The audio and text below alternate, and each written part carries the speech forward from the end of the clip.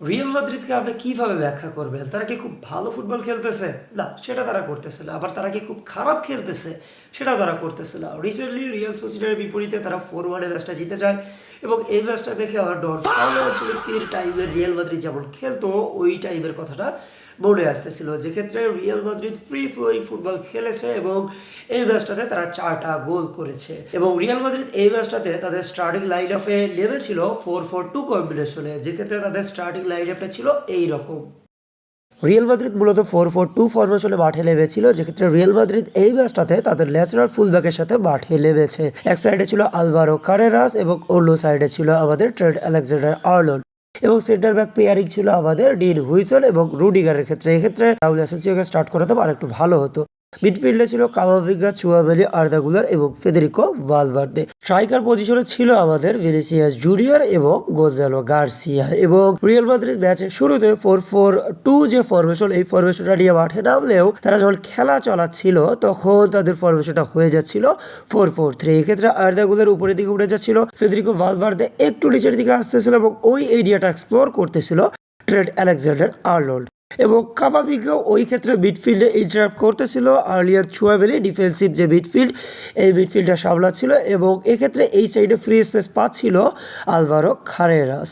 এবং এর ফলে এমনটা হচ্ছিল রিয়াল মাদ্রিদ প্রায় ব্যাক থ্রিতে চলে যাচ্ছিল, যেক্ষেত্রে আর্লিয়ার চুয়াবেলি একটু নিচে নামে আসতেছিল, ফেদেরিকো ভালভার্দে আবার মিডফিল্ডে চলে আসতেছিল এবং আমাদের আলভারো কারেরাসকে দেখে মনে হচ্ছিল সে বার্সেলোনায় ফুটবল খেলা ট্রাই করতেছে। এবং ম্যাচের এক পর্যায়ে আমাদের ভালভার্দেকে একটু নিচে নামে আসতে দেখি আমরা, আর্দা গুলারও একটু নিচে নামে আসে এবং ওই এরিয়াটা এক্সপ্লোর করে ট্রেন্ট আলেকজান্ডার আর্নল্ড এবং তার একটা লং বল থেকে গোনজালো গার্সিয়া অসাধারণ একটা গোল করে। এবং অন্যদিকে ভিনিসিয়াস জুনিয়রও আবার ট্রেন্ট আলেকজান্ডার আর্নল্ডের দেওয়া বল থেকে পেনাল্টি উইন করে এবং সেটাকে গোলে কনভার্ট করে।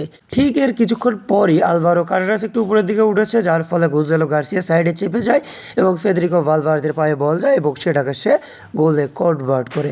এবং আমার মনে হচ্ছিল রিয়াল মাদ্রিদ এই ম্যাচটা খুব ভালোভাবে বা স্বাচ্ছন্দ্যের সাথেই খেলতেছিল, অতটা প্রেশার ছিল না রিয়াল মাদ্রিদের।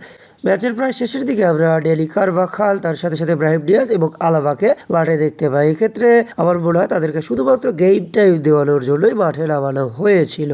তো এই ম্যাচটাতে স্পেসিফিকলি যদি কারো কথা বলতে বলেন যে তারা খুব ভালো ফুটবল খেলেছে, তারা হচ্ছে ট্রেন্ট আলেকজান্ডার আর্নল্ড, আমার দৃষ্টিতে গোনজালো গার্সিয়া এবং ভিনিসিয়াস জুনিয়র। ফেদেরিকো ভালভার্দের কথা নাই বলি, ফেদেরিকো ভালভার্দে প্রতি ম্যাচেই ভালো ফুটবল খেলে এবং সে যে গোলটা করেছে সেটা ছিল একটা ব্যাকগার।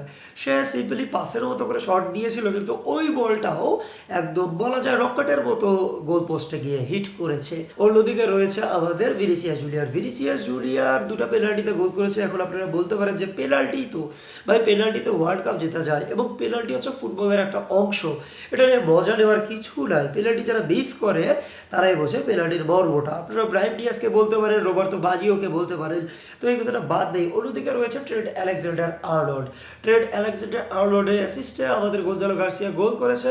তো গোনজালো গার্সিয়ার গোল করার ক্ষেত্রে গোনজালো গার্সিয়া যতটা ক্রেডিট পাবে তার থেকে বেশি ক্রেডিট আমার মনে হয় ট্রেন্ট আলেকজান্ডার আর্নল্ড পাবে, কারণ তার যে নিখুঁত লং পাস, এই লং পাসটা ক্ষেত্রে গোনজালো গার্সিয়া ছিল। আপনারা একবার চিন্তা করে দেখেন, কিলিয়ান এমবাপে যদি থাকতো তাহলে তার লং বলের পাশাপাশি কিলিয়ান এমবাপের যে কিলিং স্পিড, এই দুইটার কম্বিনেশনে রিয়াল মাদ্রিদ যে কতটা ভালো ফুটবল খেলবে সেটা আমার মনে হয় যখন কিলিয়ান এমবাপে মাঠে আসবে এবং ওই টাইমে যদি ট্রেন্ট আলেকজান্ডার আর্নল্ড ফর্মে থাকে বা ফিট থাকে তাহলে আমরা দেখতেই পারবো। অন্যদিকে বলা যায় অপোনেন্টের টিমে কে কে ভালো খেলেছে, আমার দৃষ্টিতে ওয়ারজাবাল খুব ভালো খেলেছে। এর পাশাপাশি যদি কারো নাম বলতে বলেন তাহলে আমি বলবো জন মার্টিন। জন মার্টিন লাস্টের দিকে একটা সেভও দিয়েছে, যে সেভটা যদি না দিতে তাহলে রিয়াল মাদ্রিদ হয়তো 5-1 ম্যাচটা জিতে যেত এবং যেক্ষেত্রে সে আবার পেনাল্টি দিয়েছিল। তো বলা যায় প্রিটি মাচ ভালো ফুটবলই খেলেছে। আপনাদের কি মনে হয় কমেন্ট বক্সে অবশ্যই জানিয়ে দিবেন। দেখা হচ্ছে অন্য কোনো ভিডিওতে। জাস্টিস ফর হাদি, হালা মাদ্রিদ, সু।